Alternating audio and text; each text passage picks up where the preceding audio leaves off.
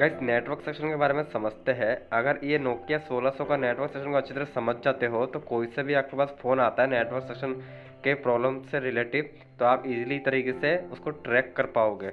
जैसा कि आप जानते हो नेटवर्क एंटीना कहाँ पे होता है, जस्ट बैटरी कनेक्टर के ऊपर लगा हुआ होता है, जो कि मैंने पहले वीडियो में बता चुका हूँ।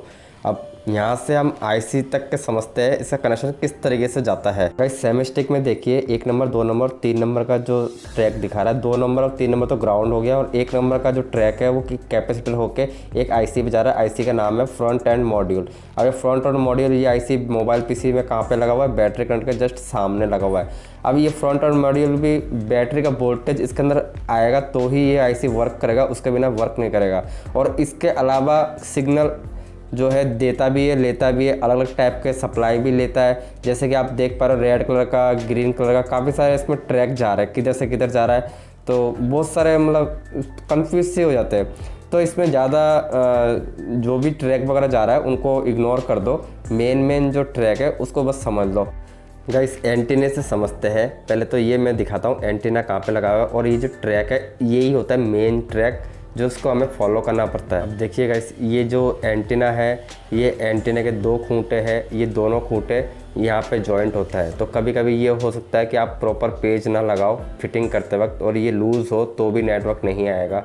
ये एंटीना अगर डैमेज हो तो भी नेटवर्क नहीं आएगा, क्योंकि प्रॉपर टच नहीं होगा। उसके बाद में आईसी लेवल का हम समझते हैं। पहले बेसिक चीज़ें भी हमें मालूम होना चाहिए कि कभी कभी ऐसा होता है कि एंटीना खूंटा टूट जाता है या एंटीना डैमेज हो जाता है, जिसके कारण नेटवर्क नहीं आता है और हम बड़ा इशू ना समझे, कोई आईसी ख़राब ना हो। तो पहले बेसिक चीज़ें हमें जानना जरूरी है। अभी जैसे कि ये देखो यहाँ पे कंपोनेंट लगा हुआ है, वो है कैपेसिटर, और आगे जाके मदरबोर्ड में हिडन हो जाता है ट्रैक। तो ये कंपोनेंट भी एक इंपॉर्टेंट कंपोनेंट है। कैपेसिटर में हमें मालूम पड़ता है, कैपेसिटर काफ़ी कुछ बताता है सिग्नल। अभी जो फ्रंट एंड मॉड्यूल जो आईसी है, इस आईसी का नंबर है N7700, और मैंने बताया था ये बैटरी करंट का जस्ट अपोजिट सामने है। मैंने कैसे कंफर्म किया कि बैटरी करंट के जस्ट सामने ये वाला आईसी लगा हुआ है, वो मैं आपको सेमेस्टिक में दिखाता हूँ। पीछे इसमें नंबर लिखा, नंबर के अकॉर्डिंग मालूम पड़ता है। N7700 जो आईसी है वो यहाँ पे देखिए लिखा हुआ है, ये देखिए N7700 आईसी लिखा हुआ है। तो इसका मतलब क्या हुआ कि कंफर्म हो गया ना कि यही नेटवर्क आईसी है। गाइस ये जो N7700 आईसी है, इसका सिर्फ एक नाम दे रखा है फ्रंट एंड मॉड्यूल।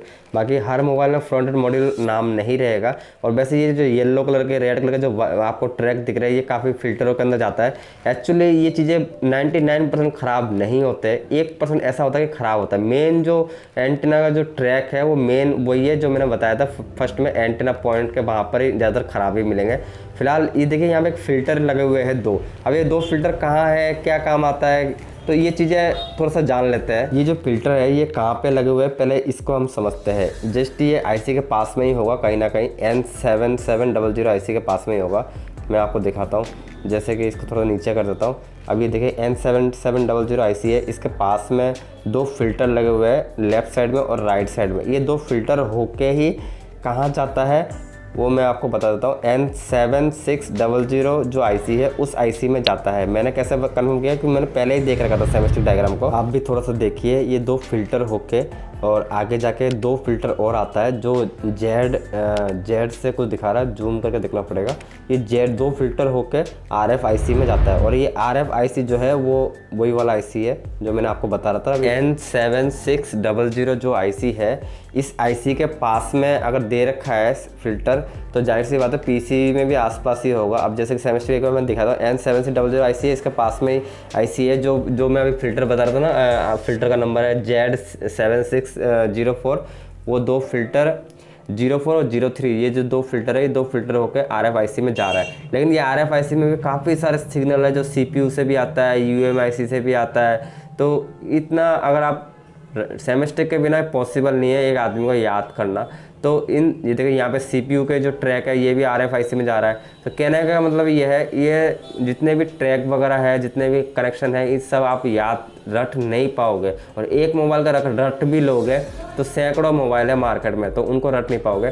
तो मैं आपको सिंपल सा एक तरीका बताता हूँ। अगर नेटवर्क का प्रॉब्लम आता है तो कैसे कैसे हमें चेक करना पड़ता है और क्या क्या चीज़ चेक करना पड़ता है, वो चीज़ें हमें जानना ज़रूरी है। मैं मल्टीमीटर की मदद से आपको थोड़ा समझाता हूँ। स्टार्टिंग में हमें सिर्फ नेटवर्क पे ध्यान देना पड़ता है। नेटवर्क का जो एंटीना होता है उस एंटीने पे ध्यान देना पड़ता है। आपने देखेंगे चाइनीज़ मोबाइल में गिरते ही एंटीना बैंड हो जाता है, उसी तरीके से एंटीना जो है वो ज़्यादा मुड़ जाता है, बैंड हो जाता है, डैमेज हो जाता है।